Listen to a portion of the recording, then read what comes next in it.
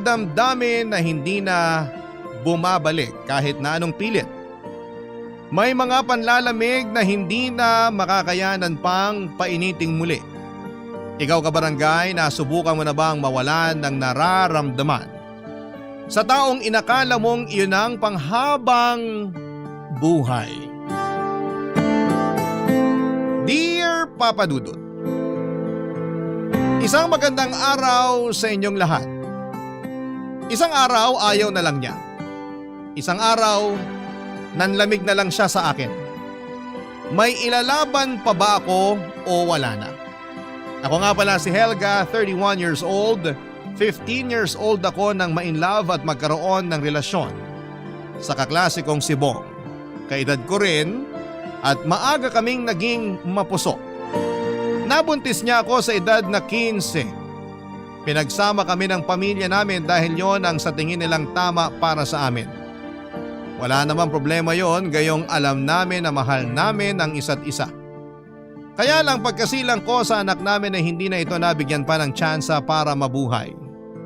Dahil doon ay pinaghiwalay kami ng magulang namin para hindi na maulit ang aming pagiging mapuso. Pero gumawa kami ng paraan para ituloy ang relasyon namin. Hanggang sa muli na naman akong nabuntis sa edad na 16. At katulad nga ng inaasahan ay naggalit ang mga magulang namin ni Bong.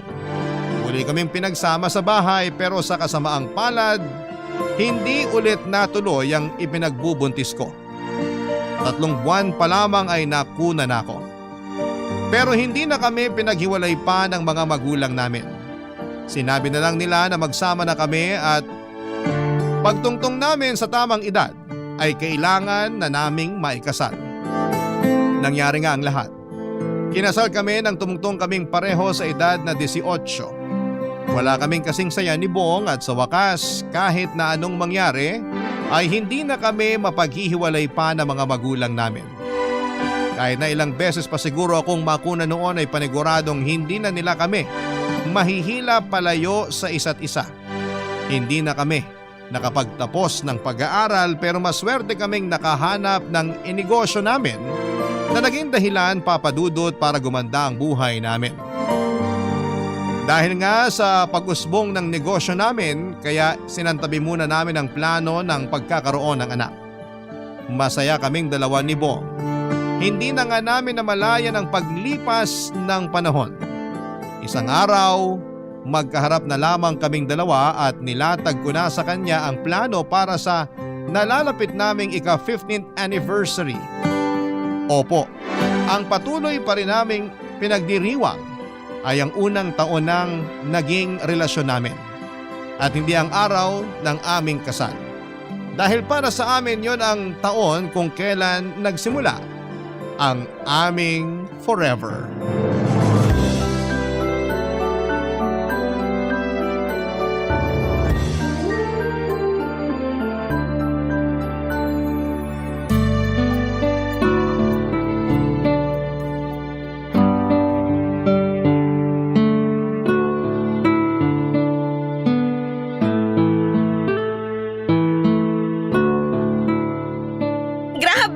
Sino mag-aakalang aabot tayo ng ganito katagal?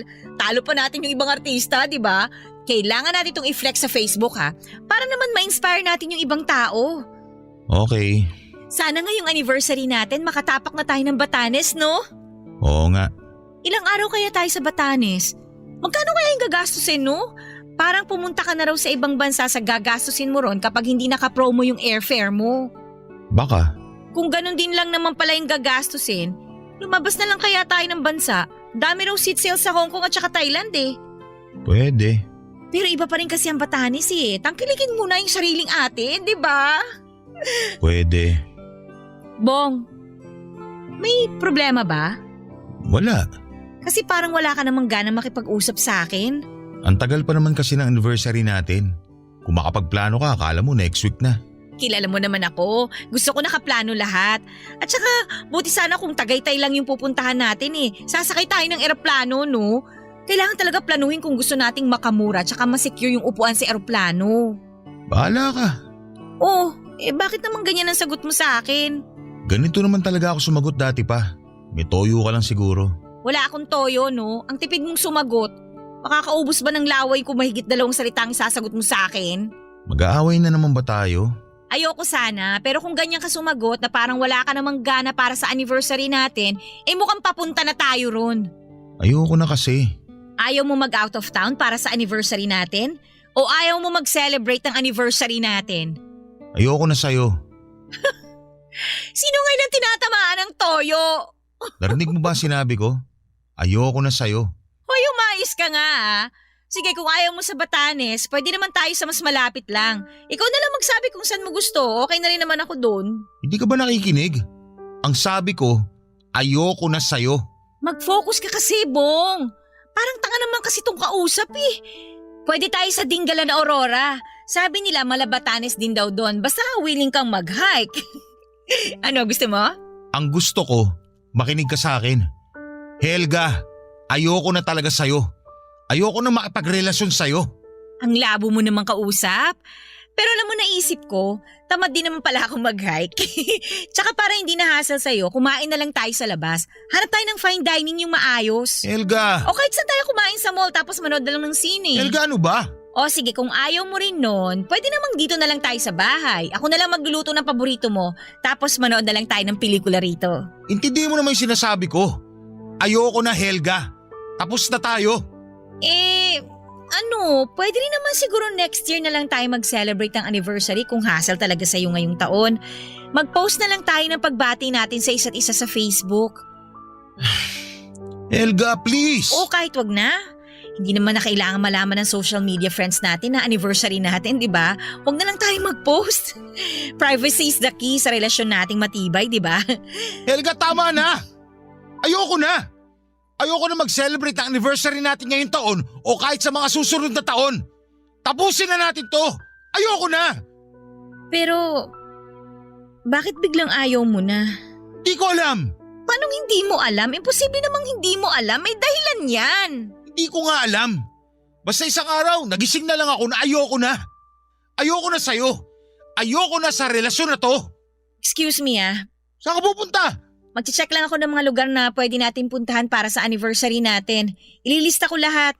Mamili ka na lang. Excuse lang sandali ah.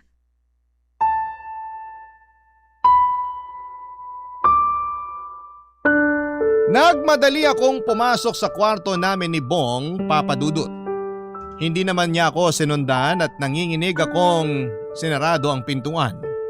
Nagpatugtog ako ng malakas na kanta para matabunan ang paimpit na pag-iyak ko habang nakahiga sa kama. Wala akong lakas noon kaya nagpasaklolo ako, Papa Dudut. Tinakip ko pa sa mukha ko ang unan para mabawasan pa ang tunog ng aking pag-iyak. Nang mapagod akong umiyak ay bumangon ako para tignan ang ilalim ng kutsyon. Doon ko nilagay ang mga love letter na isinulat sa akin ni Bong noon naliligaw pa lamang siya. Noong bata pa lamang kaming dalawa. Binuksan ko ang bawat sobre at binasa ang bawat sulat. Pakiramdam ko ay bumalik ako noong 15 years old ako. Napakalambing at punong-puno ng pagmamahal ang bawat sulat niya sa akin noon. Ibang-iba sa nakaharap kong Bong na gusto nang wakasan ng 15 years naming relasyon.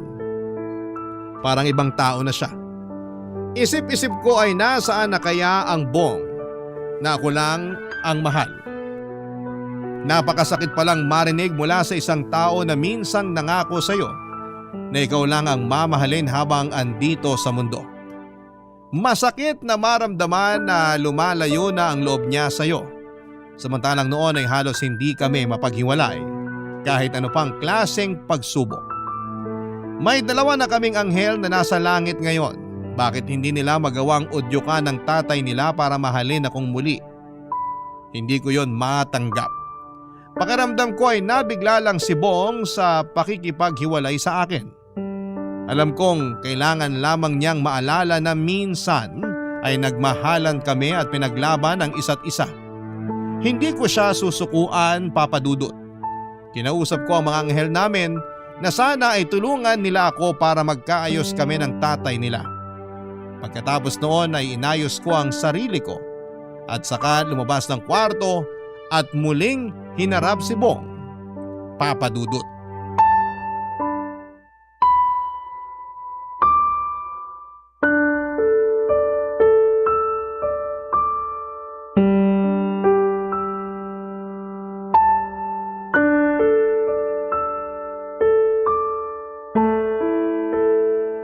Makikipag-usap ka na ba sa akin?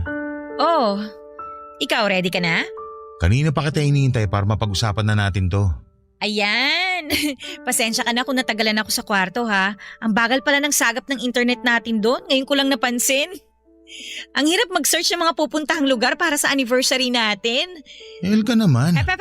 Makinig ka muna sa akin bago mo tanggihan tong mga suggestion ko para sa anniversary natin, okay? Yan pa rin ang gusto mong pag-usapan?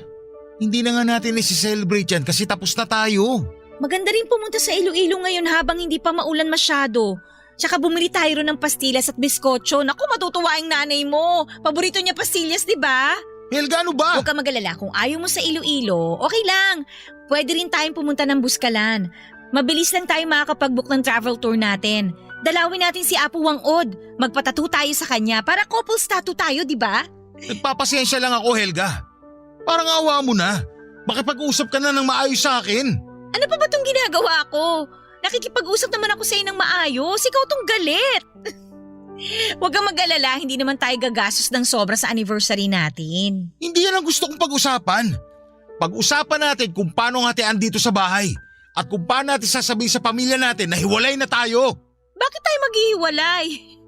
Ano ba kasing pinagsasasabi mo? Helga, makisama ka naman.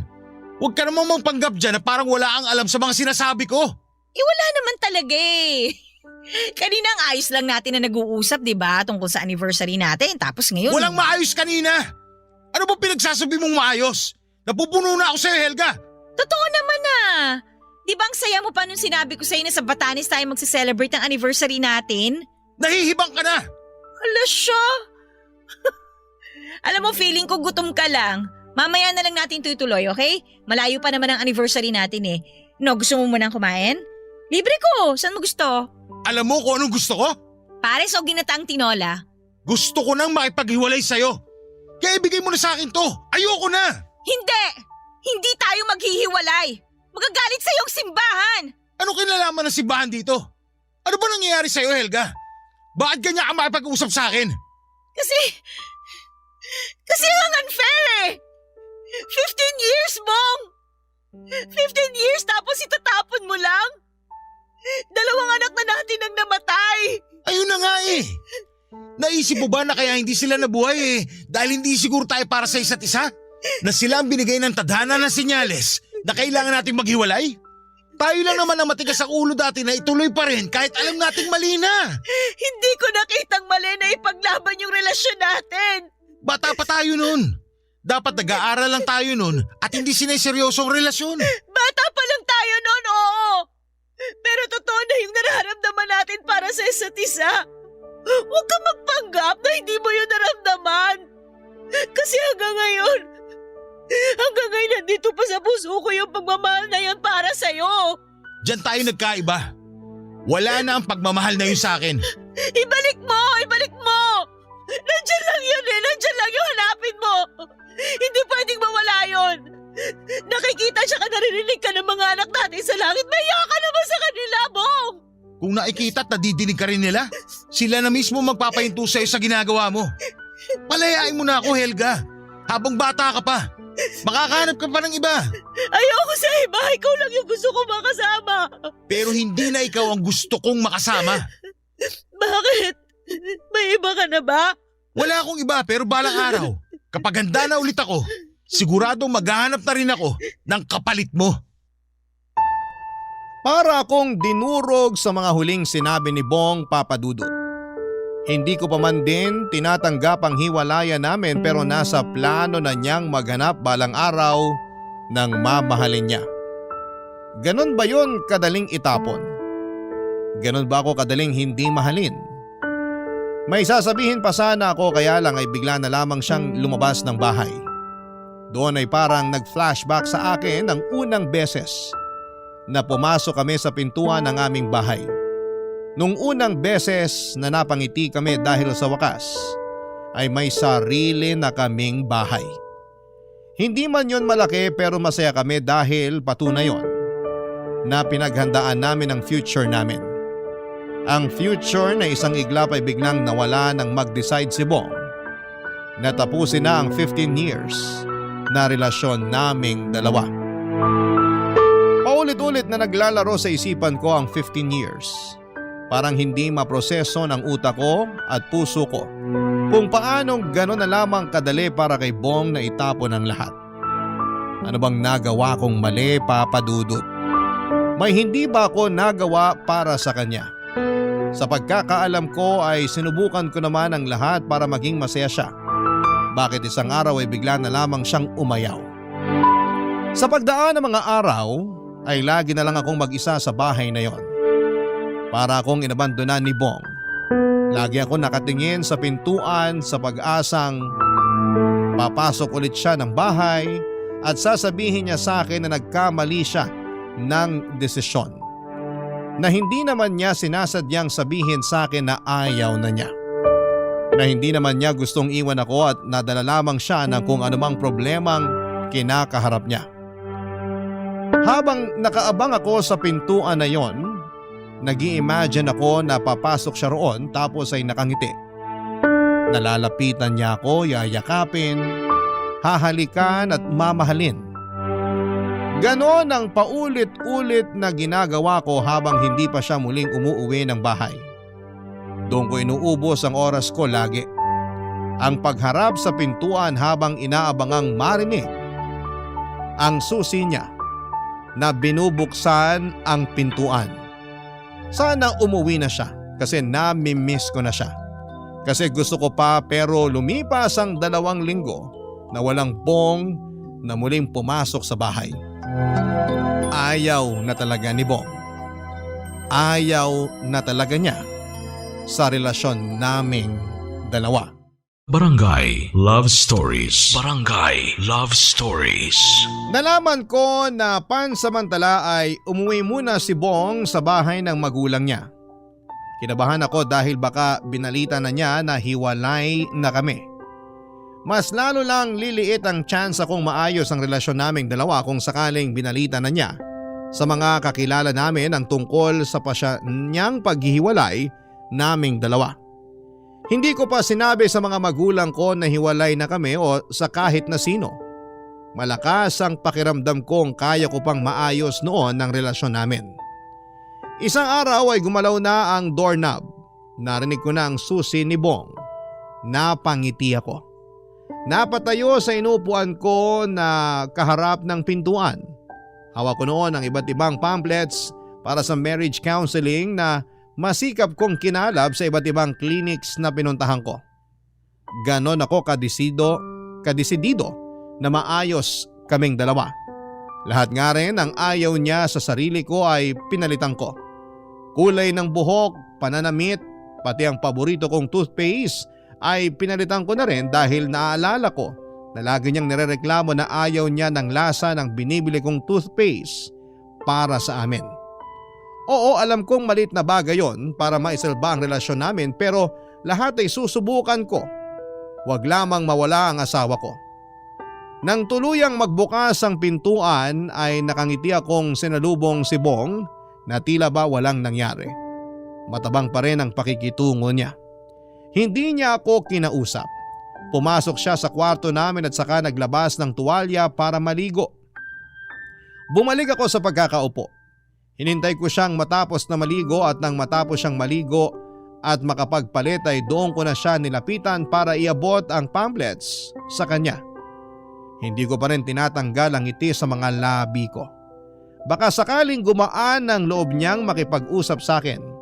Lalo't naaalala ko na dati ay lagi niyang sinasabi na ngiti ko ang paborito niya sa akin.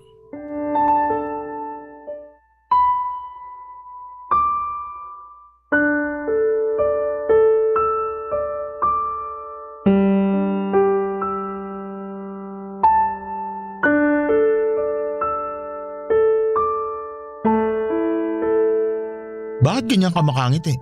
Wala lang. Masaya lang ako kasi umuwi ka na. Bawasan mo na. Hindi na nakakatuwa. Kala ko ba paborito mong ngiti ko? Lagi mo kayang sinasabi yun sa akin.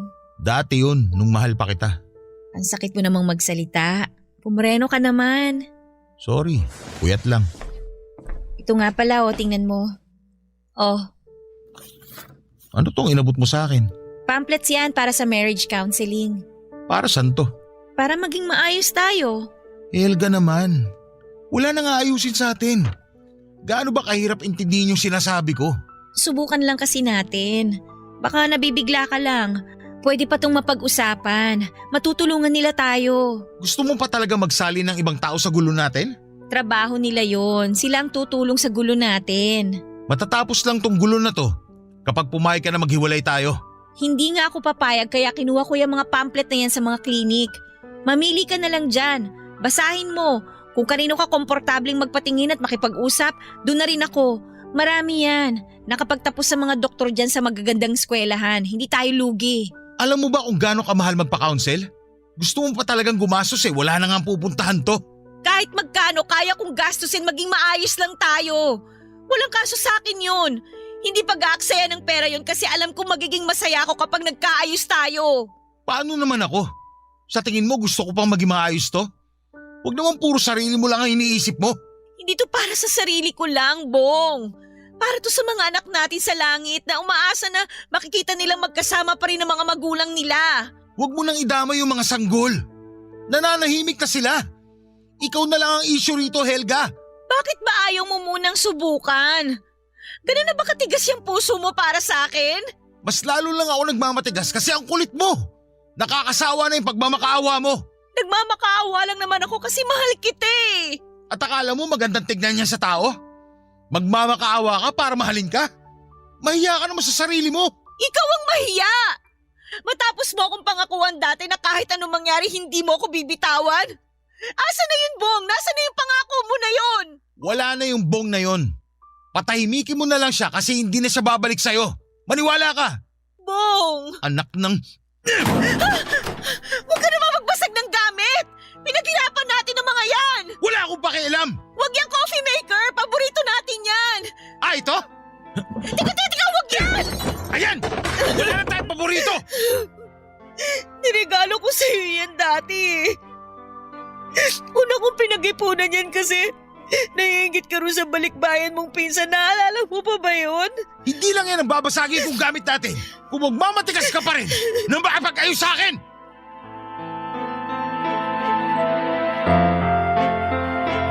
Nagmadaling lumabas ng bahay si Bong Papadudut.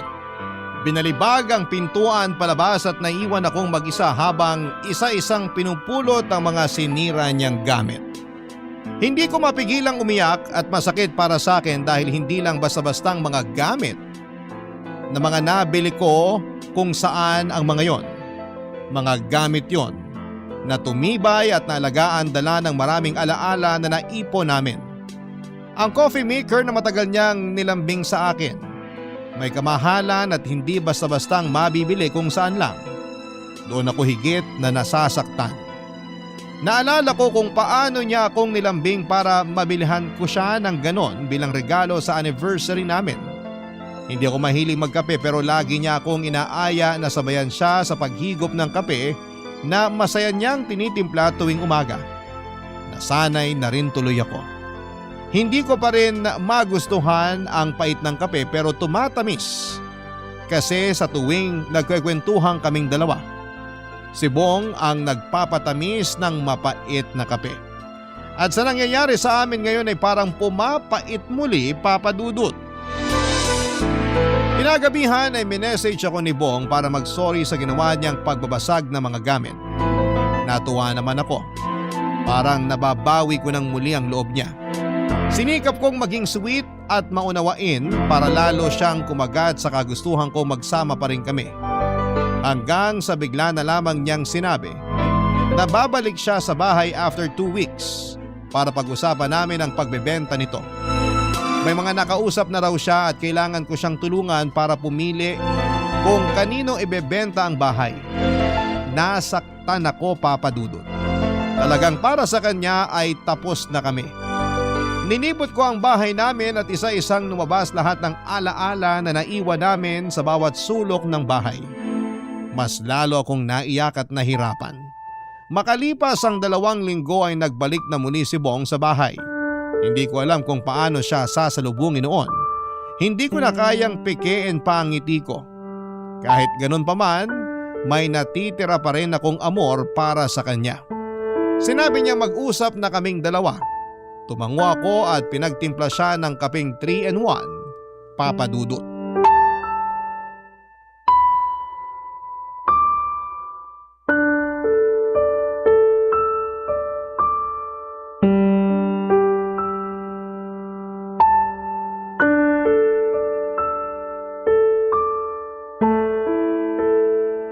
Masyadong matamis tong 3-in-1. Hindi na ako sanay sa ganitong klase ng kape. Sana kasi hindi mo binasag yung coffee maker. Paano na magiging hatian natin dito sa bahay? Walang hatian na mangyayari. Hindi natin to ibebenta. Ibibenta natin to. Sino naman titira rito pag naghiwalay na tayo? Kapag naghiwalay tayo. Binigyan na kita ng ilang linggo para tanggapin tong sitwasyon natin. Gising na! Kailangan na natin tong ibenta para makuha ko na yung kalahati ko. Bakit ba atat kang ibenta to? Pati ba dito sa bahay natin nanlalamig ka na rin? Walang personalan.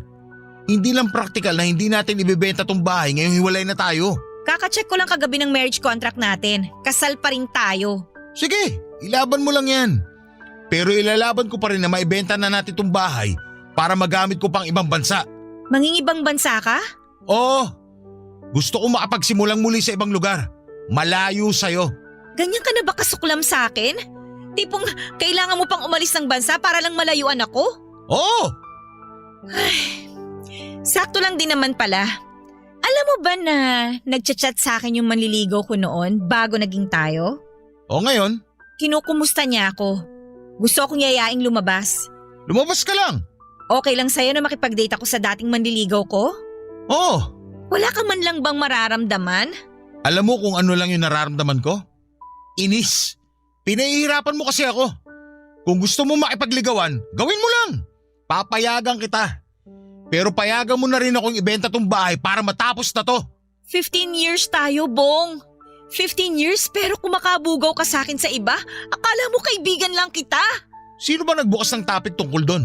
Ikaw naman, di ba? Sinabayan lang kita. Tapos magagalit ka.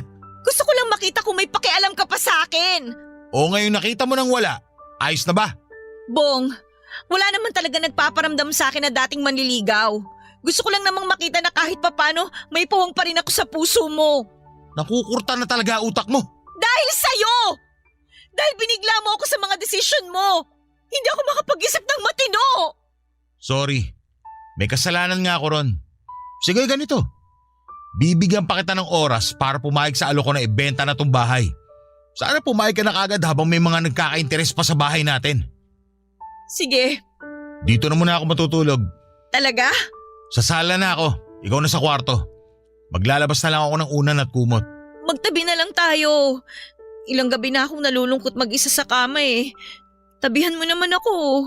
Pahihirapan mo lang ang sarili mo, Helga. Mabuti ngayon pa lang masanay ka nang wala na ako sa dating pwesto ko sa kama. Ayokong masanay. Ano, tatabihan mo ba ako? O mas lalo kong bibitinin ang desisyon kong ibenta tong bahay? Walang nagawa si Bong kundi ang pumayag na tabihan ako. Nagsuot ako ng pinaka-sexy na pantulog ko. Yung pantulog na hindi ko na nagagamit dahil naliitan ko na.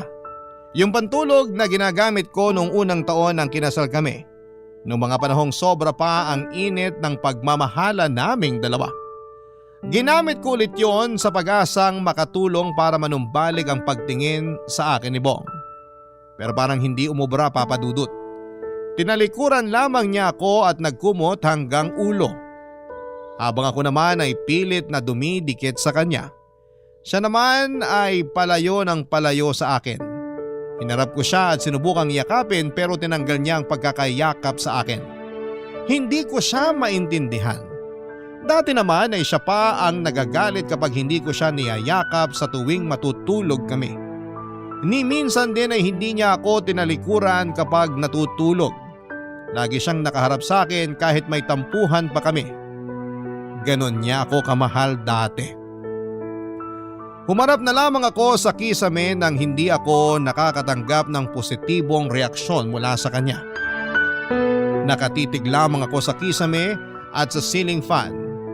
Parang binibilang ko ang ikot ng ceiling fan para magpaantok. Pero hindi yon naging epektibo. Kaya naman naglakbay na lamang ang isipan ko pabalik sa mga unang gabi na natulog kami sa kamang yon bilang mag-asawa. Ilang lambingan, harutan at tampuhan ang nasaksihan ng kamang yon. Ilang luha rin ang sinalo ng mga una namin sa tuwing may pinagdadaanan kami sa aming relasyon. Ilang tawa ang narinig ng mga pader ng kwarto sa tuwing may naaalala kaming nangyaring nakakatuwa sa araw namin. Lahat ng yon ay hanggang ala-ala na lamang. Lahat ng yon ay nagbabadyang matapos oras na pumayag na akong hiwalayan or magkahiwalay kami. Tinigil ko na ang pagbabalik sa nakaraan. Sinubukan kong yakaping muli si Bong sa ikalawang pagkakataon. Muli naman siyang pumalag. Gising pa pala siya at mukhang hindi rin siya makatulog dahil sa tensyon sa pagitan naming dalawa. Papa Dudut, sinubukan ko na lamang muling humarap sa kisame dahil sa sakit ng nararamdaman ko. Barangay Love Stories. Barangay Love Stories. Na-depress ako sa mga nangyayari sa amin ni Bong, Papa Dudut. Lalo na yung mga araw na hindi na talaga siya umuuwi.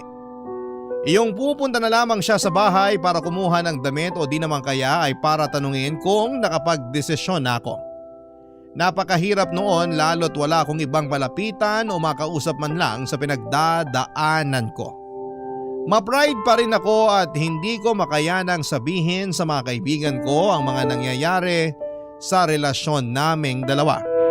Dahil oras na sabihin ko sa kanila ay magmimistulang mitya na yon para sa relasyon namin. Hindi ko pa rin kaya. Kaya hanggat maaari, sinosolo ko na lamang ang lahat ng sakit at pangungulila. Umaasang pagising ko ay ubos na lahat ng pagod at luha. Umaasang pagising ko ay tapos na ang lahat ng sakit. Baka sakali iyon ang gabi-gabi kong panalangin. Panalangin na parang ang hirap tuparin ng kalangitan. Sa tuwing nababagabag ako ng lungkot at pag-iisa, dinadalaw ko ang puntod ng mga yumao naming anghel at doon ko nga ibinubuhos ang lahat ng iyak ko. Doon ako nagsusumbong at hindi naman na sila makakapagsalita para isumbong ako sa mga kamag-anak namin, kaya sa tuwing bumibigat na sa mga yumao kong anghel na lamang ako lumalapit noon, Papa Dudut. Pagka-uwi ko ng bahay kahit papaano ay nagiging magaan ulit. Naging desperada na rin po ako. Sana maunawaan niyo ako. May mga nilapitan ako sa Facebook para bumili ng mga pampaamo o mga gayuma para mabalik ako or mabalik ko sa akin ang aking asawa. Napagastos na nga ako doon. Lalo na yung mga ginagamit ang kahinaan ko para kuhanan lamang ako ng pera at magkukunwaring makakatulong ang asin na binababad sa init ng araw para mapabalik si Bong sa akin. Pinatos ko ang mga yon. Masyado akong nabulag sa kagustuhan kong mapasa aking muli ang asawa ko. Pero walang umepekto. Matabang pa rin ang kanyang pakikitungo sa akin, Papa Dudut.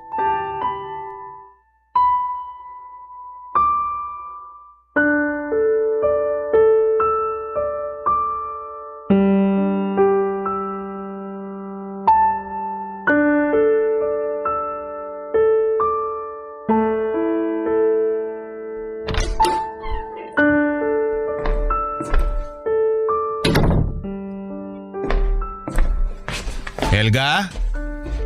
Oh, umuwi ka. Minessage mo ako eh. Sabi mo nakapag-desisyon ka na. Lika, samahan mo ako dito sa sofa.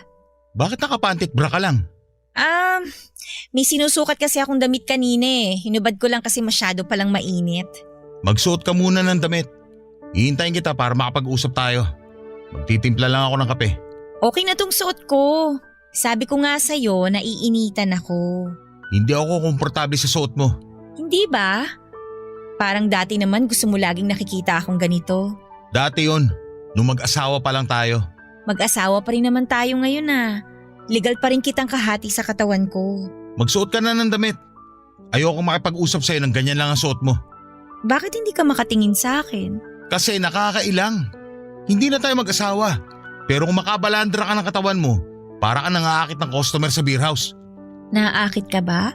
Ano bang klaseng tanong yan? Paborito mo laging makita ang katawan ko, di ba?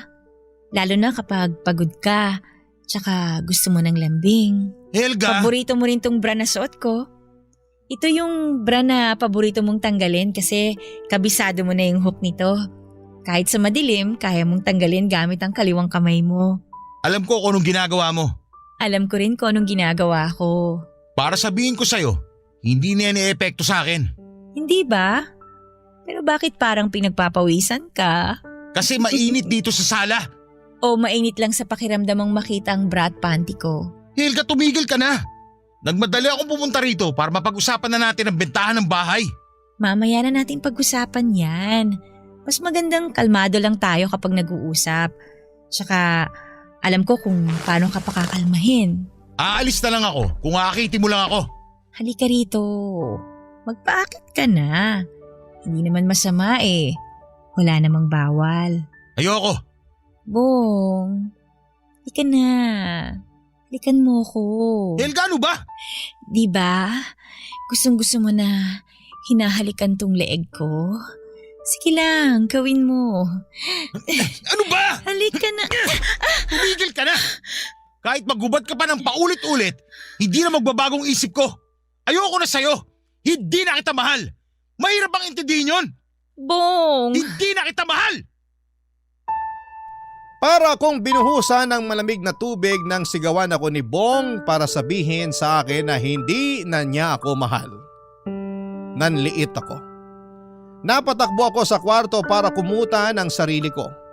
Umiyak ako ng umiyak. Kumatok si Bong sa kwarto para mag-sorry sa mga masasakit na sinabi niya pero huli na para mapawi niya ang sakit. Hinayaan niya na rin ako pagkatapos. Hindi na siya nagpaalam sa akin at umalis na lamang siya. Narinig ko na lamang ang pagdampot niya ng susi at pagbukas ng pintuan at paglabas ng bahay. Mas lalo akong umiyak nang marinig ko ang pagsarado ng pintuan. Tanda na nakalabas na naman siyang muli sa bahay. Doon na naman ako umiyak ng todo. Naramdaman ko bigla ang lamig sa kwarto. Gumilid ako sa pwesto ni Bong sa kama at sa ganong paraan ay parang katabi ko siya at niyayakap ako. Nakakapit pa rin ang amoy niya roon, Papa Dudut. Mas lalo lamang akong nalungkot. Ilang araw ulit na hindi bumalik si Bong sa bahay at nung panahon na yon ay pakaramdam ko. Unti-unti na akong nasasanay. Gigising ako sa umaga na wala siya, kakain ako ng mag-isa kahit na walang gana at hindi ko na mabuksan ang TV na madalas naming babaran tuwing walang ginagawa. Nakaupo ako mag-isa sa sala at inaabangan ang pagbukas ng pintuan pero walang dumarating. Walang Bong na bumabalik.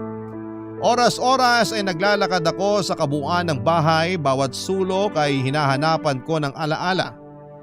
Hindi naman ako nabigo roon. Panay pa rin ang iyak ko at mukhang mahirap bago ako masanay na nagbago na ang buhay ko sa pagkalas ni Bong sa akin. Isang gabi ay minessage ko si Bong. Pinapunta ko ulit siya sa bahay at sinabi kong kailangan na naming mag-usap. Pumayag naman siya kaagad. Nilabas ko ang kahon ng sapatos kung saan ko inilagay ang pinaprint kong wedding pictures namin. Hindi niya alam ang tungkol doon. Bala ko sanang isorpresa yon sa 15th anniversary namin na alam kong hindi na matutuloy pa.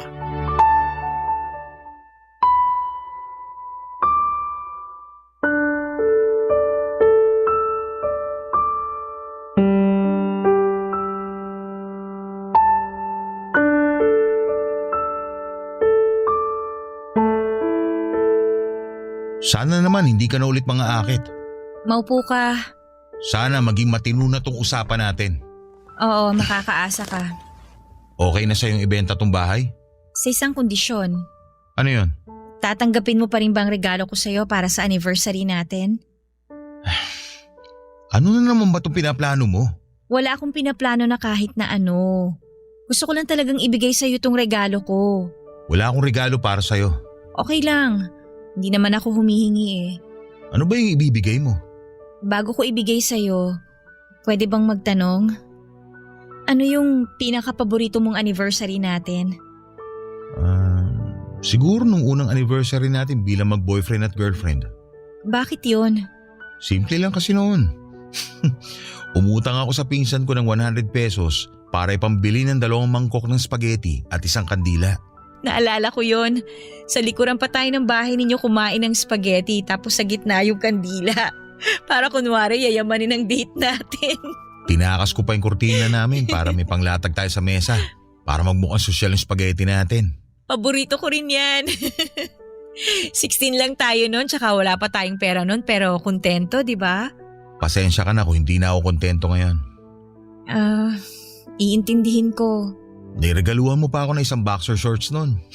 Inipon ko ang pambili nun. Kung alam mo lang kung paano ko tiniis na hindi mag-fishball tuwing hapon, gusto lang talaga kitang maregaluhan. Ang hilig mo nga magregalo. Tuwing may okasyon, lagi kang may inaabot. Kaya nga sa huling okasyon ng pagsasama natin, gusto ko pa rin magregalo sa'yo. Eto, buksan mo. Sapatos ba to? Hindi. Ginamit ko lang yung karton ng sapatos para ilagay dyan yung totoong regalo ko sa'yo. Sige na, buksan mo na. Pictures ng kasal natin to ah. Pinaprint mo? May balak pa sana akong gawin dyan. Kaso mukhang hindi ko na maiyahabol. Okay na rin yan. Yan na lang kasi ang inabutan ng relasyon natin eh. Salamat. Salamat. Salamat din sa'yo. 2 tayong bumuo ng regalo na yan. Kasama ka dyan eh. Parang naging regalo mo na rin yan sa akin. Itatago ko to. Makakaasa ka.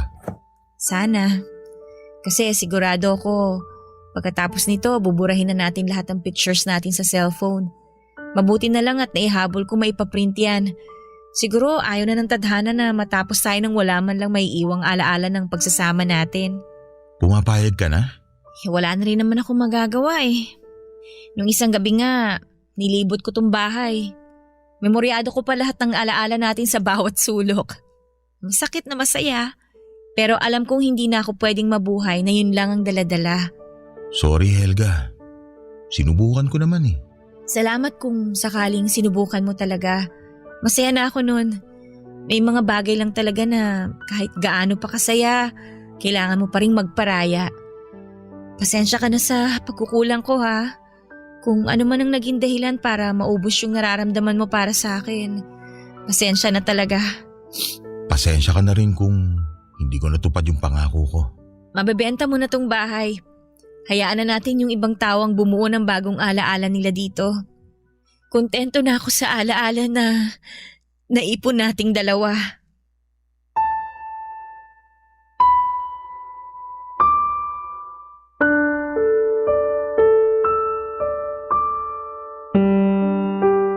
Papadudot niyakap ako ni Bong at doon ay nagbadya ang mga luha ko. Pabulong siyang nagpasalamat ng paulit-ulit. Mas lalo tuloy sumikip ang aking dibdib. Mas lalong nagmadaling lumabas sa mga luha sa aking mga mata. Yun ang katapusan ng pagbuo ng mga panibagong alaala.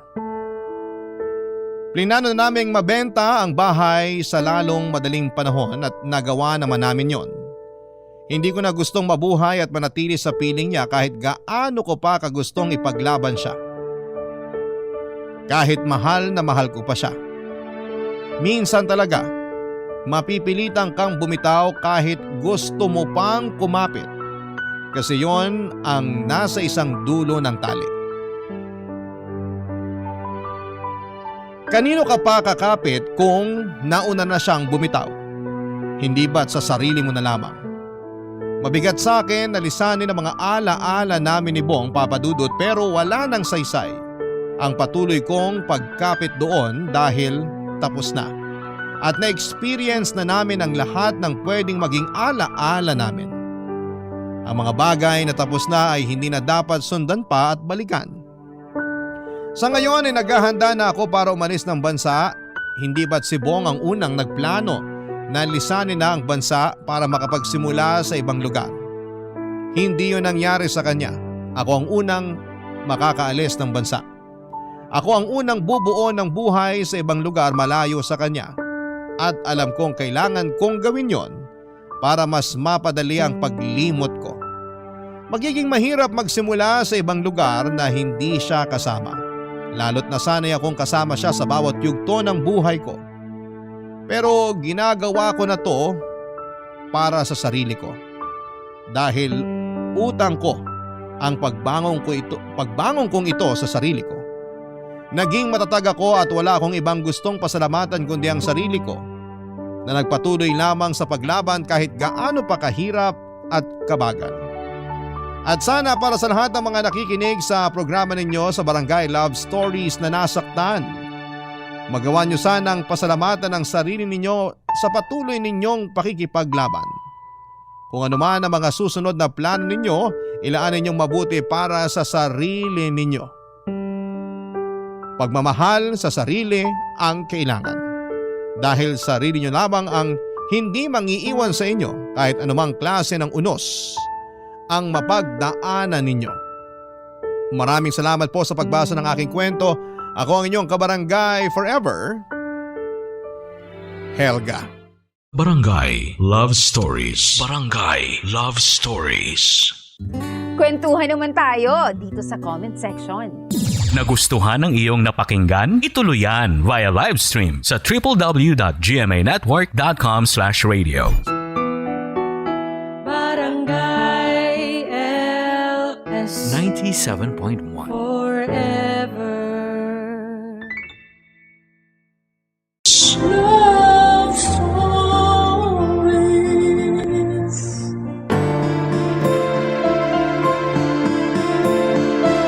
Bawat segundo, minuto at oras natin sa mundo ay mahalaga.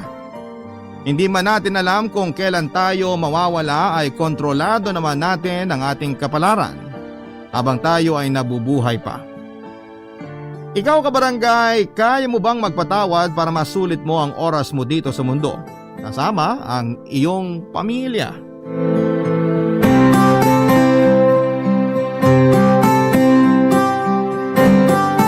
Dear Papa Dudut, isang pagbati po sa inyo at sa mga listener ng Barangay Love Stories. Ako po si Crystal, tubong Pangasinan at panganay sa 5 magkakapatid. Housewife po ang mama ko na si Virgie habang ang papa ko naman na si Joaquin ay nagtatrabaho noon bilang isang hotel security sa Dubai. Parehas pong hindi nakagraduate ng kolehiyo ang mga magulang ko. Kahit gusto nilang mag-aral noon, mahirap ang buhay, kaya hanggang high school lamang ang natapos nila. Maaga rin akong dumating kaya nawala na sa priority nila ang pag-aaral noon. Laging sinasabi sa akin ni mama at papa na mahirap talagang makahanap ng trabaho kung wala kang college diploma. Kaya pangarap ko talagang makapagtapos ng kolehiyo. Gusto ko kasing maging chef sa isang international hotel o kaya sa barko para naman maiparanas ko sa pamilya ko ang masaganang buhay. Hindi naman po kami naghihirap ng husto, pero sapat lang kasi ang kinikita ni Papa sa abroad para buhayin at pag-aralin kami. Naitataguyod naman niya kami pero nakakalungkot nga lang dahil lumaki na lamang kaming magkakapatid na hindi siya nakakasama. Kada 2 taon lang kasing umuwi dito sa Pilipinas si Papa at halos 3 buwan lamang siyang magstay tapos ay aalis na ulit. Yun naman talaga ang masakit na realidad sa buhay ng OFW. Kailangan mong iwan ang pamilya para kumayod. Kesa naman sama-sama nga kayo pero nagugutom naman. Lalo pat walang masyadong oportunidad dito sa Pilipinas para sa mga katulad ni Papa na walang tinapos. Kaya kahit mahirap para sa kanya ay kailangan niya kaming iwan dito sa Pilipinas. Second year college ako noon, Papa Dudut, at nag-aaral sa Maynila ng kursong Hotel and Restaurant Management. Nang isang araw ay tinawagan ako ni Mama at hindi ko makakalimutan ang pag-uusap naming yon, Papa Dudut.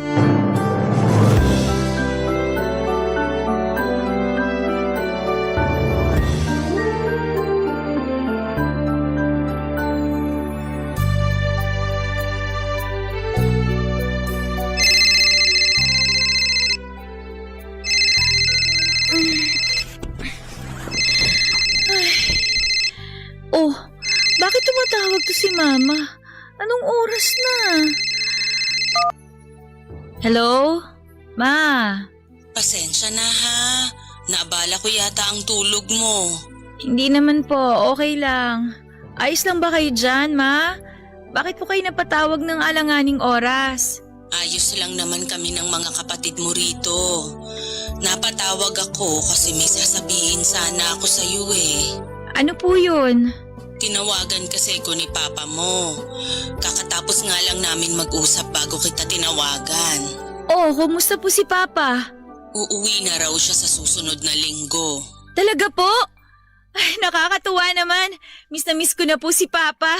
Oo nga, nakakatuwa. Maski ako miss na miss ko na ang Papa mo.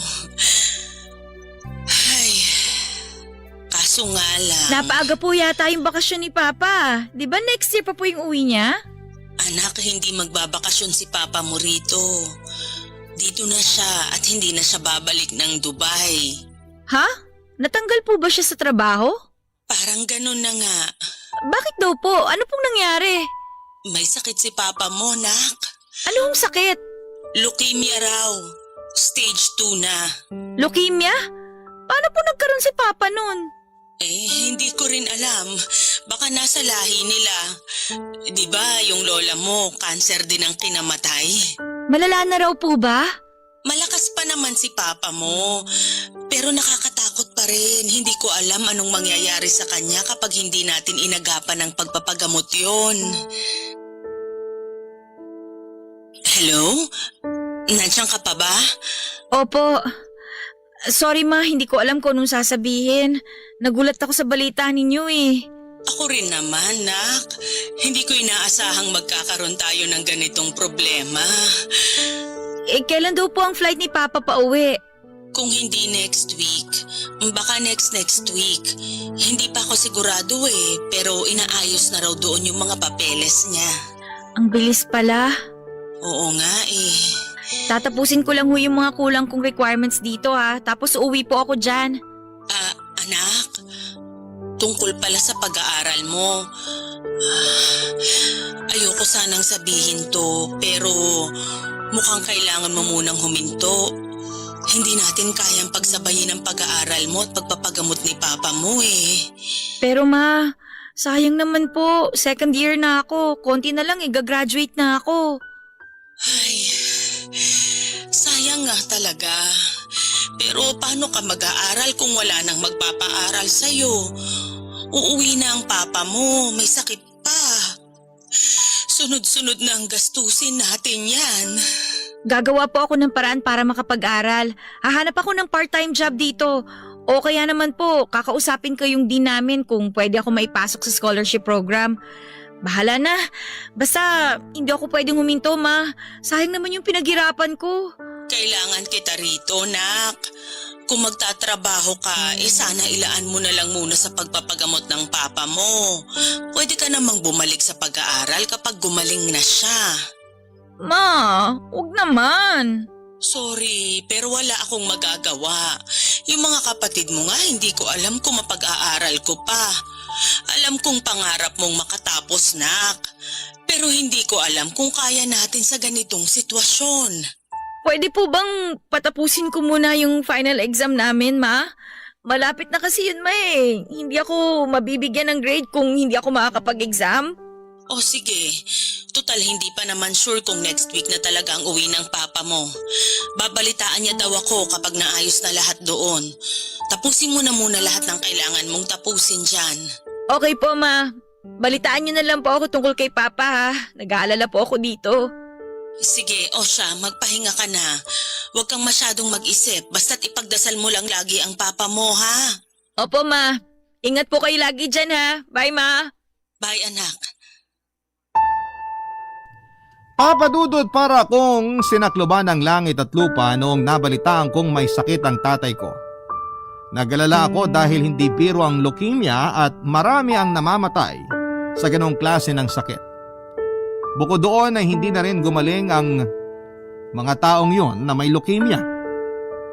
Mapapahaba na lang ng kaunti ang buhay kung ipapagamot mo ito. Habang buhay nang pahihirapan si Papa ng sakit niya at masakit sa akin na isipin yon.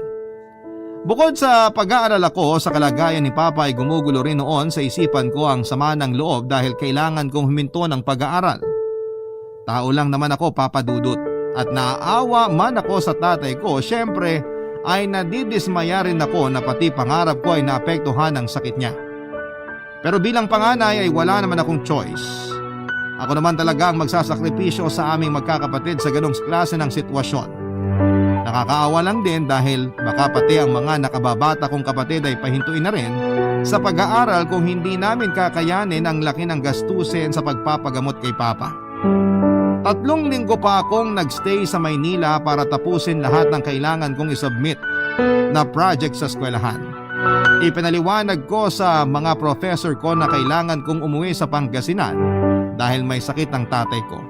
At naiintindihan naman nila kaya pumayag sila na bigyan ako ng special exam. Sa 3 linggo na yon ay halos wala akong tulog dahil sabay-sabay ang submissions at pag-review ko sa exam. Dagdag pa ang pag-aalala kung anong nangyayari sa amin dahil sa pagsubok na ibinigay noon sa aming pamilya. Noong natapos ko na ang lahat, ang mga kailangan kong gawin, umuwi na ako sa amin sa Pangasinan, Papa Dudut.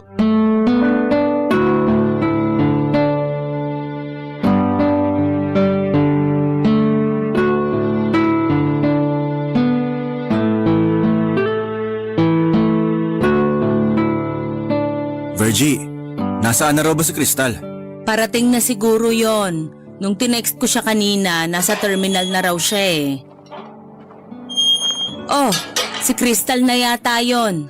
Pagbubuksan ko na ng pinto. Sandali, ako na. Maupo ka na lang dyan. O sige. Hello, Ma! Hello, Nak. Pumasok ka na nandito na si Papa mo. Hello, Papa! Kumusta ang pakiramdam nyo? Eto, ayos naman. Halika nga rito. Mayakap naman ako sa panganay ko. Namiss ko tong yakap ng Papa ko. Kumusta ang biyahe mo? Traffic ba? Opo, Sabado kasi ngayon eh. Gusto nyo na bang kumain? Mamaya na po ako, Ma. Nagmerienda po ako kanina eh. Kayo na lang ni Papa, baka gusto nyo nang kumain. Mamaya na rin ako. Sabay-sabay na tayong kumain mamaya. O sige, doon na muna ako sa labas. Magsasalang pa ako ng labada. Tawagin nyo ako kapag gusto nyo nang kumain para maipaghain ko kayo. Sige po, Ma. Salamat. O Pa, kumusta po yung sakit nyo? Stage 2 na raw sabi ng doktor. Chronic lymphocytic leukemia ang tawag. May masakit po ba sa inyo? Para kang si mama mo. Mukha bang may masakit sa akin ngayon? Ang lakas at sigla ko nga Tingnan mo. Si Papa talaga. Wala pa rin kayong pinagbago. Palabiro pa rin kahit may iniinda na. Siyempre nag-aalala lang naman po kami ni Mama sa inyo. Huwag niyo akong intindihin. Kaya ko to. Gagaling pa ako at babalik pa ako sa Dubai para magtrabaho. Ano ba yan? Iiwan nyo na naman kami rito? Ano po palang nangyari? Paano nyo po nalaman na may sakit pala kayo? Bale, naka-duty kasi ako noon. Nahihilo na ako pero akala ko antok lang. Kaya nagkape na muna ako. Pero pagtapos ko magkape, hindi pa rin nawala yung pagkahilo ko kaya nagtaka na ako. Tapos yun, nawala na ako ng malay at natumba. Buti po may nakakita kaagad sa inyo nung natumba kayo, no? Oo, meron naman akong mga kasama noon eh. Eh tapos ano po nangyari? Itinakbo na ako noon sa ospital. Tapos may test silang ginawa sa akin. Doon nakita na may leukemia na pala ako. Nalulungkot ako, Papa. Bakit naman? Kasi po, parang sandali ko lang kayong nakasama sa buong buhay ko dahil nga nasa ibang bansa kayo at nagtatrabaho. Tapos ngayon naman na umuwi nga kayo, may sakit naman. Ang unfair naman ni Lord. Kung makapagsalita ka naman, parang mamamatay na ako. Hindi naman sa ganon, Pa. Tsaka anak, huwag ka magtampo sa Panginoon, ha? Hindi siya unfair. Siguradong may dahilan kung bakit kailangang mangyari sa pamilya natin tong pagsubok na to. Manalig ka lang sa Kanya. Okay po. Huwag kang mag-alala. Lalabanan ko tong sakit ko para makasama ko pa kayo ng mas matagal. Promise po yan, Pa. Oo naman, promise. Magbibihis lang po ako at magpapahinga sandali sa kwarto. O sige, pag gusto mo nang kumain pumunta ka lang sa kusina. Hihintayin ka namin bago kami maghapunan. Sige po, Pa.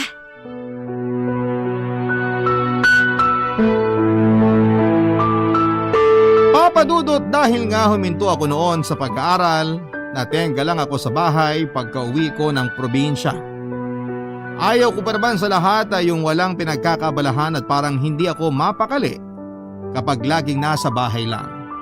Kaya naman naghanap ako noon ng mapapasukang trabaho para na rin makatulong sa mga gastusin namin sa bahay at pati na rin sa pagpapagamot ni Papa.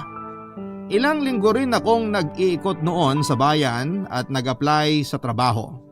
Hanggang sa natanggap ako bilang waitress sa isang resto bar. Hindi naman malaki ang pasahod sa akin doon pero malakas talaga akong kumita dahil sa ibinibigay na tip ng mga customers. Lalo na ng mga foreigner. Lagi nga lang akong inaabot ng madaling araw sa trabaho at madalas ang overtime. Pagod na pagod talaga noon ang katawan ko sa bawat shift dahil hindi naman ako sanay na magpuyat. Ganon pa man ay wala akong magawa noon kundi ang magtiis, Papa Dudut. Kailangan ni Papa na magpagamot. At sa ganong panahon kung saan hindi niya kayang mag-provide sa amin dahil nga sa may sakit siya, ako bilang panganay na anak ang may responsibilidad na tumayo para sa aming pamilya. Para lumakas ang loob ko ay inisip ko na lang noon ang sinabi sa akin ni Papa na merong dahilan kung bakit ibinigay ng Diyos sa amin ang pagsubok na ito. At hindi rin kami pababayaan ng Panginoon sa gitna ng unos na naranasan ng aming pamilya. Barangay Love Stories. Barangay Love Stories. Papa Dudut, physically demanding talaga ang trabaho ko bilang isang waitress. Lagi ako nagbubuhat ng mga mabibigat na tray, pati na ang mga case ng beer. Bukod doon ay kalaban din ang katawan ko ang puyat. At kung minsan ay nalilipasan na rin po ako ng gutom. Kaya naman hanggat makakaya ko ay bumabawi talaga ako ng pahinga at inaalagaan ko rin ang sarili ko para makaiwas sa pagkakasakit. Kung sakali kasing magkasakit din ako, makakadagdag pa ako sa gastusin namin at wala ring kakayod para sa kakainin at pangmatrikula ng mga nakababata kong kapatid. Katagalan naman ay naging mas madali na para sa akin ang trabaho dahil nasanay ng katawan ko. Nairaraos din namin ang buhay noong panahon na yon dahil nagbibigay naman ng pinansyal na tulong ang mga kapatid ni Papa. Lagi po silang nakaalalay sa amin at naasahan din namin sila sa ibang bagay gaya na lamang ng pagsama kay Papa sa ospital kapag may check-up siya. Minsan kasi hindi ko na magawang samahan si Papa kapag maaga ang check-up niya dahil puyat na puyat ako at pagod pa galing sa trabaho. Bukod sa pera, lubos din ang ibinibigay na suporta sa amin ng mga kapatid ni Papa, kaya naman pinagpapasalamat ko rin sa Diyos na nabiyayaan kami ng napakabait na mga kamag-anak. Hindi nila kami pinabayaan ng mga panahong kailangan namin sila. Nang mga panahong yon, Papa Dudut, ay sinantabi ko na muna ang pangarap kong makapagtapos ng pag-aaral. Nakikita ko noon kung paano maapektuhan sa sitwasyon namin ng mga kapatid ko. At parang nadudurog ang puso kong makita silang nahihirapan. Lagi ko ngang sinasabi noon na kahit ako na lang sana ang magutom, mahirapan o huminto sa pag-aaral, wag lang ang mga kapatid ko. Ipinangako ko noon kay Papa na hanggat mahina at nagpapagaling siya, ako na muna ang bahala kay Mama at sa mga kapatid ko. Kaya lahat ng pangarap ko para sa sarili ko ay sinantabi ko na muna, Papa Dudut.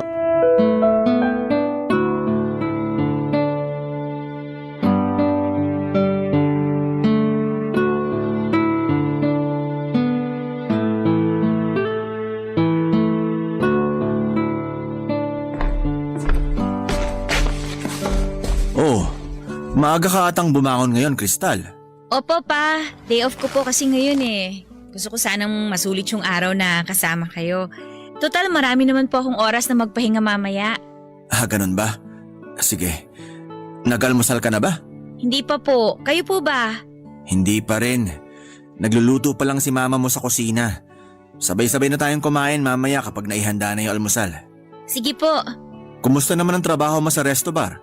Ayos naman po, Papa. Nung una, mahirap.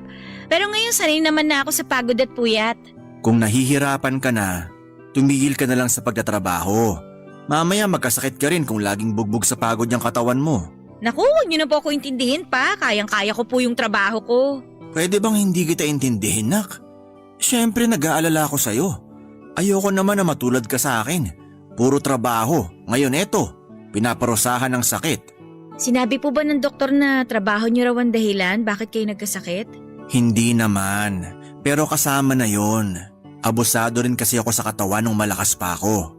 Tsaka lagi rin akong pagod at puyat dahil gaya mo, panggabi rin ang trabaho ko, di ba? Papa, wala naman po akong choice eh. Kawawa naman po yung mga kapatid ko, ayokong huminto sila sa pag-aaral. Di bali na lang po akong huminto, wag lang po sila. Pasensya na anak ha. Ikaw tuloy ang sumasalo ngayon sa lahat ng responsibilidad namin ni mama mo. Kung malakas lang ako hindi ko naman hahayaan na mahirapan tayo ng ganito. Wala po yun pa. Huwag po kayong humingi ng pasensya. Bukal naman po sa loob ko ang ginagawa ko para sa pamilya natin. Basta po, mag-focus lang kayo sa pagpapagaling ha. Huwag kayong magpapastress. O siya, sige. Basta ingatan mo lagi ang sarili mo ha. Opo pa. Ay, pa, kumusta nga po pala dun sa Dubai? Okay ba ang trabaho niyo dun? Okay naman doon. Security ako sa isang hotel. Nung una, exciting pa syempre. Pero katagalan, parang normal na lang. Maganda po ba sa Dubai pa? Sabi kasi nila mayaman na bansa raw po yun tsaka maganda yung paligid. Yung Dubai? Oo naman. Maganda kung sa maganda talaga roon. Pero kung papipiliin mo ko, dito pa rin ako sa Pilipinas. Ay talaga po? Bakit naman? Syempre. Nandito kayo Sus! Nang bola pa si Papa oh! Bakit mo ba naitatanong? May bala ka rin bang magtrabaho doon? Hindi po sa Dubai pero pangarap ko rin po kasi makapag-abroad. Gusto ko po sana maging chef sa barko kung papala rin. Oh, bakit naman hindi? Nag-apply ka na ba? Subok lang ng subok, nak. Tsaka na po siguro, Papa. Hindi pa po ako pwedeng umalis kasi kailangan niyo po ako dito eh. Tsaka magtatapos po muna ako ng pag-aaral bago ako mag-abroad. Kung magkaroon ka ng pagkakataong magpatuloy sa pag-aaral, gawin mo ha? Di baling na-delay ka ng ilang taon. Basta wag mong susukuan yung pangarap mo. Opo pa, kapag gumaling na kayo, babalik na po ako sa pag-aaral. Sige, suportado kita dyan, 100%. Basta para sa pangarap mo, nak. Sige lang ng sige. Salamat pa. Basta magpagaling kayo ha. Magpalakas din kayo kasi aakyat pa kayo sa stage para sabitan ako ng napakaraming medal sa graduation ko. Ay, syempre. Hindi pwedeng missing in action ako sa graduation ng panganay ko, no? Teka, hindi ka pa ba nagugutom? Medyo po. Tapos na kayo magluto ng almusal si Mama? Tapos na siguro yun. Tara nga, tingnan natin sa kusina. Gutom na rin ako Oo nga po, silipin na natin si Mama. Tara po pa, tingnan natin kung may almusal na. Papa Dudut, mas mabilis na nanghina ang katawan ni Papa noong nagsimula siyang magpagamot. Paliwanag ng doktor ay maaring hindi niya kinaya ang tapang ng treatment. Unti-unting bumaba noon ang platelet count ni Papa at nagsilabasa na ang mga komplikasyong dala ng leukemia niya. Halos 3 buwan lang ang tinagal ni Papa bago siya tuluyang pumanaw dahil sa multiple organ failure. Hindi ko malilimutan, Papa Dudut, ang unti-unting pagkawarak ng puso ko habang pinapanood si Papa na nag-aagaw buhay sa ospital. Para bang gumuho noon sa harapan ko ang mga pangarap kong makapagtapos ng pag-aaral dahil wala na si Papa para makita ang araw ng graduation ko. Para akong masisiraan ng bait habang nire-revive siya ng mga doktor. Nasambit ko na lang ang lahat ng dasal ko at natawag ko na rin lahat ng santo. Pero wala nang saysayang lahat ng yon dahil oras na talaga ni Papa noon, Papa Dudut. Pakiramdam ko noon na ang unfair sa akin ng buhay. Binigyan nga ako ng panahon na makasama ang Papa ko kaso'y sandali lang dahil meron naman siyang sakit. Para kong pinaglalaruan at hindi ko maintindihan noon ang nararamdaman ko. Yun pala ang mahirap kapag namatayan. Huminto man ang mundo mo pero patuloy pa rin ang buhay. Noong mawala si Papa ay sabay-sabay ang problema namin. Bukod sa nagluluksa pa kami ay naghihintay din sa amin ang sandamakmak na bayarin galing sa ospital at maging sa funeral home, Papa Dudut.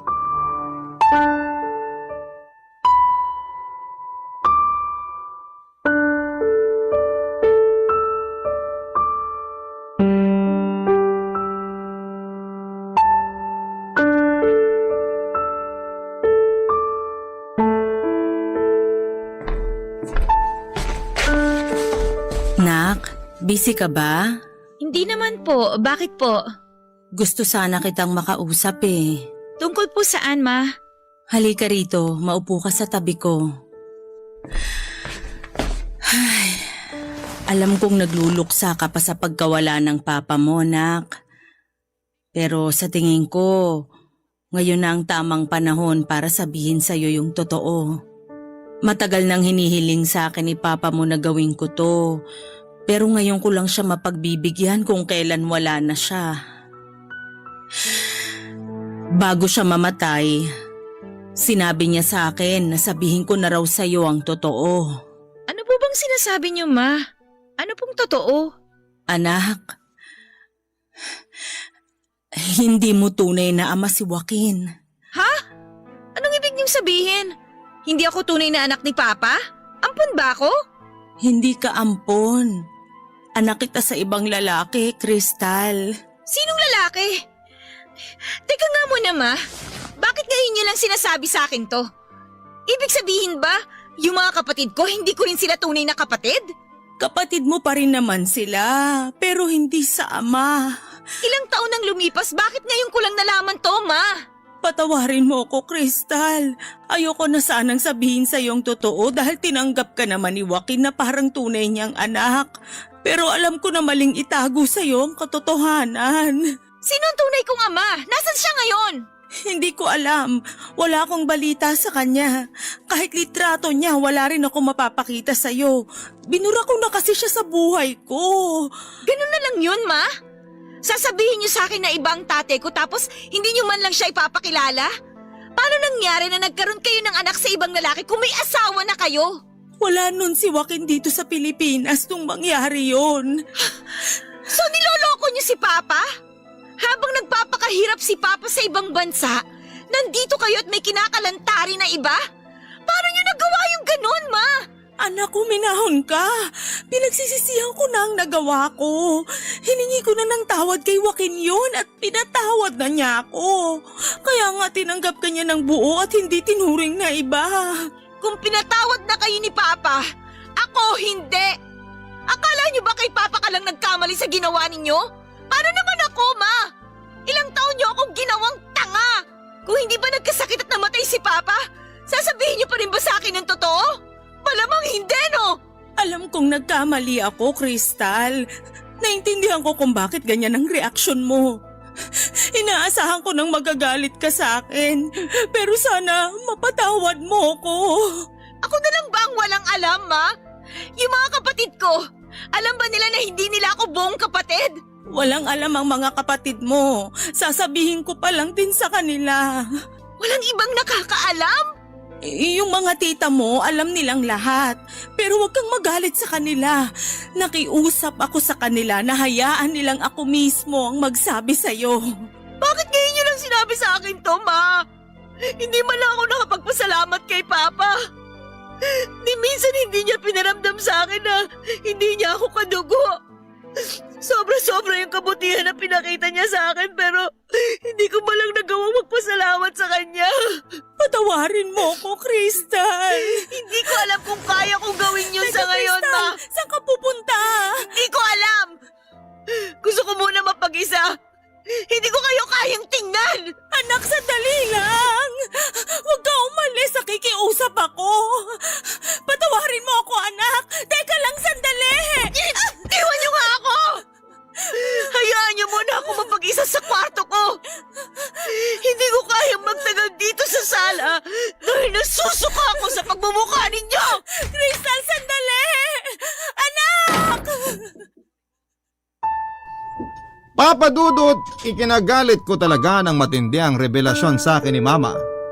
Dahil na rin siguro sa halo-halong emosyon na nararamdaman ko ng mga panahong yon. Sabay-sabay ang galit, sama ng loob, pati ng pagluluksa ko sa pagkamatay ni Papa. Gulong-gulo din ang isipan ko noon kung dapat ko bang hanapin kung sino ang tunay kong ama. May parte sa akin na gustong malaman kung nasaan na siya. Pero may parte rin sa akin na masama ang loob dahil sa tinagal-tagal ng panahon ay hindi naman niya ako hinanap at kinumusta.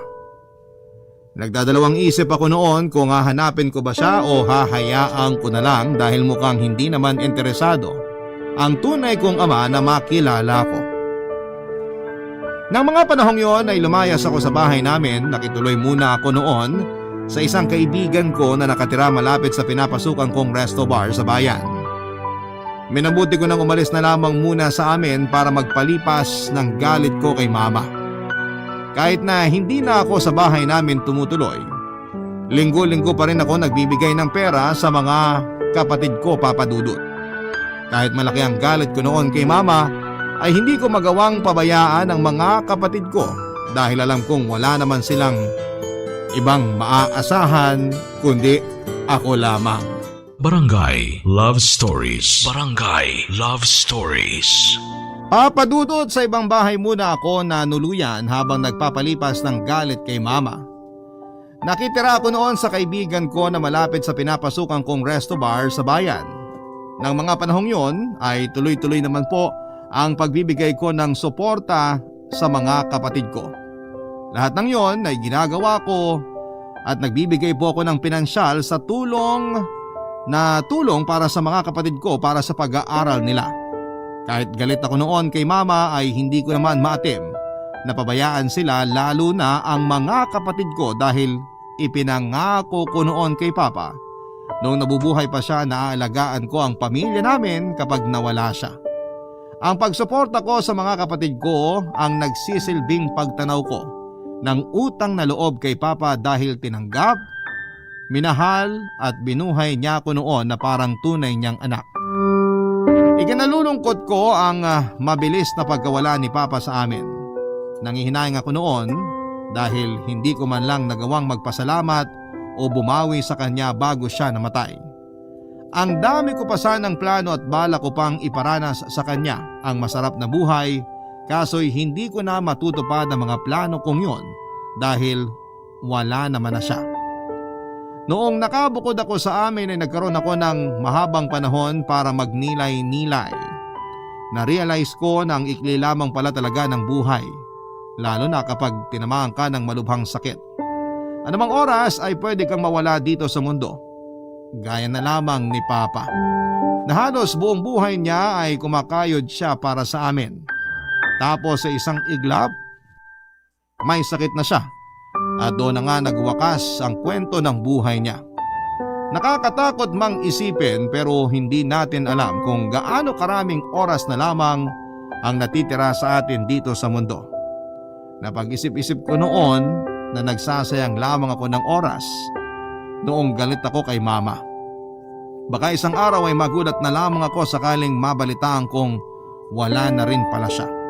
At baka pagsisihan ko yon dahil hindi ko sinulit ang mga panahong nandito pa siya at nabubuhay. Naisip ko rin kung nandito pa si Papa, alam kong ikasasama ng loob niya na nagtatanim ako ng galit kay mama. Kung nagawa ni Papa na patawarin si mama ay kakayanin ko rin siguro pagdating ng tamang panahon. Ipinagdasal ko sa Diyos na bigyan niya ako ng lakas ng loob na mapatawad ko si mama. Naging effective naman ang panalangin ko dahil unti-unti ko ring napatawad si mama noon.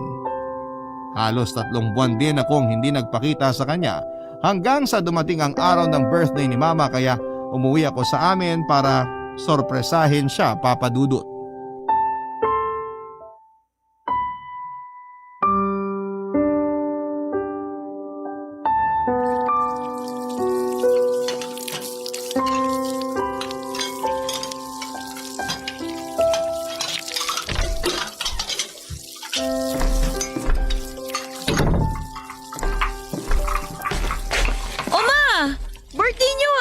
Naghuhugas kayo ng plato?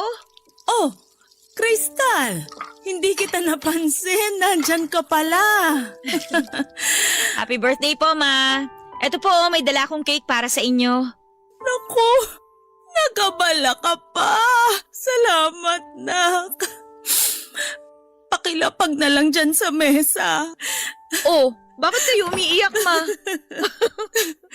Ikaw kasi Bigla-bigla kang sumusulpot dito. May dala ka pang cake. Nakakagulat ka naman. Wala ka pa rin pinagbago talaga, Ma. Ang drama mo pa rin. Kumusta naman po kayo dito? Ayos naman. Ikaw, kamusta ka? Ang tagal mong nawala. Grabe ang pag-aalala ko sa'yo. Huwag kayong mag-alala, maayos naman po ako. Doon po ako tumuloy sa kaibigan ko. Mabuti nga kasi malapit siya doon sa resto bar eh. Hindi ako nahihirapan sa pag-uwi pag galing ako sa trabaho. Kinuwento nga pala sa akin ng kapatid mo na nagbibigay ka pa rin daw ng pambaon nila sa eskwela. Salamat anak. Hindi mo pinabayaan ang mga kapatid mo kahit may galit ka sa akin. Hay nako, ang daldal talaga ni Bunso. Sabi ko wag nang ipaalam sa inyo eh. Alam mo naman yung batang yun. Numero 1 chismoso. Hindi po ba kayo pinahihirapan ng mga bata rito? Kayo lang po mag-isa. Sanay naman ako sa mga yon. Nung nasa Manila ka at nasa abroad ang papa mo, di ba kami lang naman ang magkakasama rito? Ay, o nga po pala. Anak, gusto ko lang uling humingi ng tawad sa'yo. Alam ko, hindi ako nakapag-sorry ng maayos nung huli tayong nag-usap eh. Nandito ka ngayon, kaya sa tingin ko naman napatawad mo na ako. Pero gusto ko pa rin makapag-sorry sa'yo ng maayos. Ma, wala na po yun. Huwag yun ang intindihin yun. Ang totoo niyan, gusto ko rin po mag-sorry sa inyo. Kasi nadala ako ng emosyon ko eh. Nawalan ako ng respeto sa inyo. Alam ko pong may nasabi ako masasakit na salita, kaya sorry po talaga, Ma. Wala yun sa akin, nak. Sa laki ng pagkakamali ko sa inyo ng papa mo, kulang pa yung mga salitang yon. Di bali po, Ma. Ang mahalaga, napatawad na kayo ni Papa. Tsaka napatawad ko na rin po kayo. Kalimutan na natin yung mga nangyari. Tungkol pala sa tunay mong ama. Kung gusto mo siyang hanapin, tutulungan kita. Pinag-isipan ko nga po yan habang wala ako rito sa bahay. Inisip ko kung hahanapin ko pa ba siya. Pero wag na lang siguro, Ma. Bakit naman?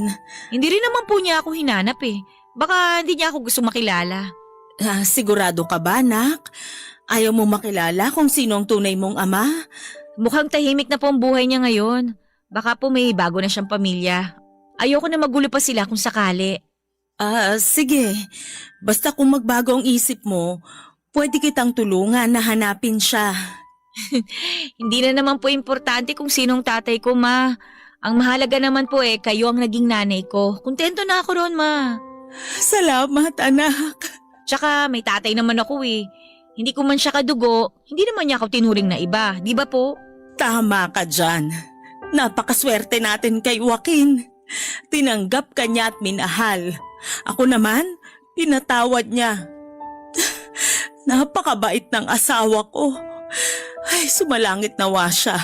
Sana lang mas mahabang panahon pa po yung pinagkaloob ng Diyos sa amin para nakasama ko siya, no? Oo nga. Ma, may sasabihin nga po pala ako sa inyo. Ano yon? Kung babalik po ba ako dito sa bahay, welcome pa po ba ako? Abay, syempre naman. Kahit kailan, lagi kang welcome dito, no? Babalik ka na ba? Kung okay lang po sa inyo. Oo naman, okay talaga yan. Miss na kaya kita rito kung alam mo lang. Okay, babalik na po ako, Ma. Ang bait talaga ng Panginoon. Lahat ng dasal ko natupad ngayong araw ng birthday ko. Ano po bang pinagdasal nyo? Ipinagdasal kong mapatawad mo na ako at sana umuwi ka na rito sa bahay. Natupad nga po lahat ng dasal nyo, Ma. Ang galing naman. Itong cake nga pala. Baka gusto mo nang kumain. Ay, sandali lang po. Humiling po muna kayo bago natin hiwain yung cake. Kailangan pa ba? Natupad na nga ang mga hiling ko. Si Mama talaga. Tatawagin ko lang yung mga kapatid ko, Ma, para kakantahan namin kayo ng happy birthday. Sige. Maghahain na rin muna ako habang tinatawag mo sila. Papadudot matapos kong sorpresahin sa bahay si Mama noong birthday niya, ay umuwi na ulit ako sa amin. Naawa rin kasi ako kay Mama noon dahil mag-isa niyang inaasikaso ang bahay at inaalagaan ang mga kapatid ko. Tumatanda na rin si mama noon at alam kong hindi na madali para sa kanya ang gumawa ng mga gawaing bahay ng mag-isa. Habang nagtatrabaho ako noon bilang waitress ay tumatanggap naman si mama ng labada bilang sideline niya para kumita rin ng pera. Nagtutulungan kaming dalawa ni mama noon na itaguyod ang pamilya namin at pag-aralin ang mga kapatid ko. Malaki ang naging epekto sa relasyon naming mag-ina ang pagtutulungan naming dalawa ni mama. Mas lalo pa kaming naging close sa isa't isa at naging mas madali para sa amin na tanggapin ang pagkawala ni Papa. Magkasama kaming pinatibay ng mga hinarap naming mga pagsubok, Papa Dudut.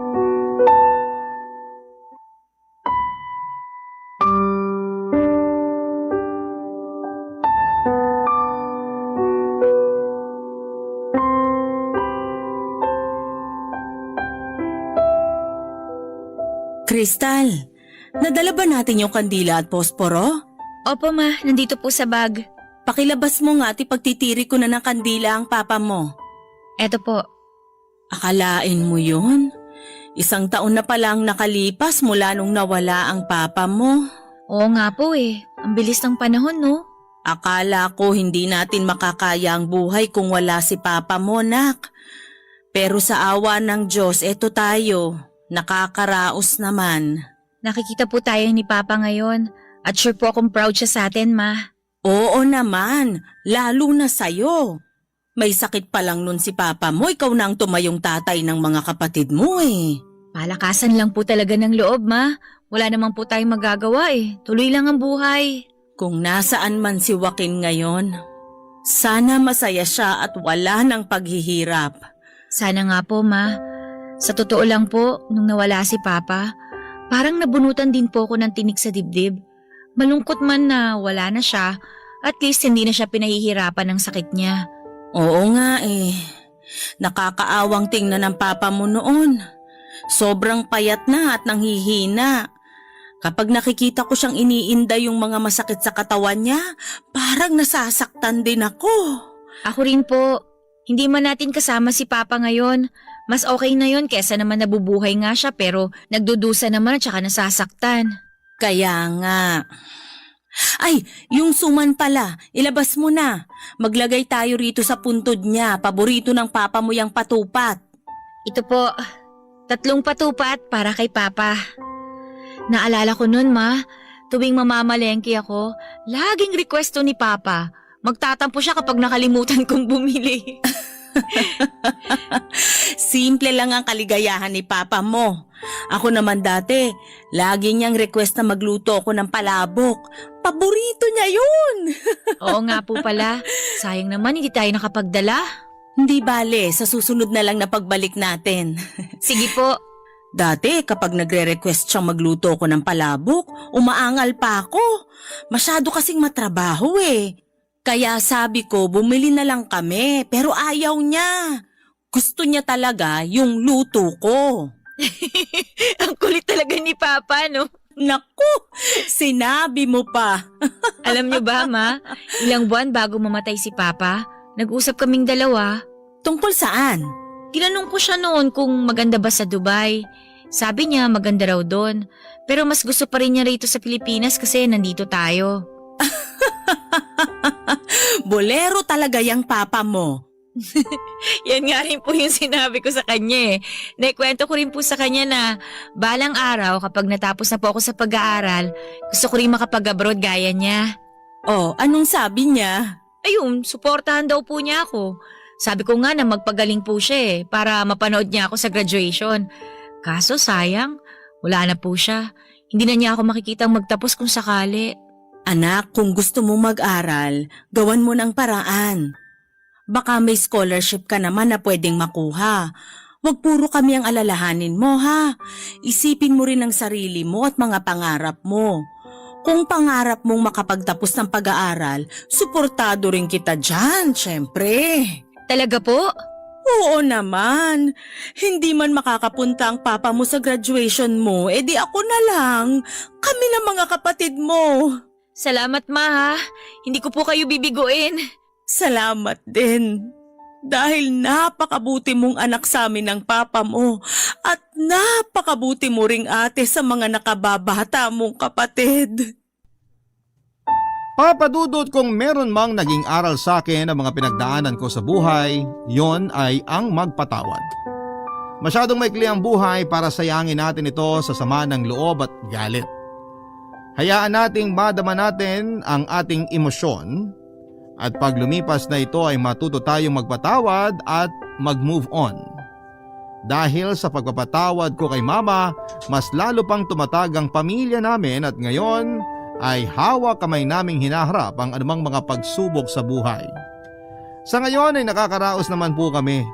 Yung kapatid kong sumunod sa akin, sa awa ng Diyos, ay graduating na ng high school.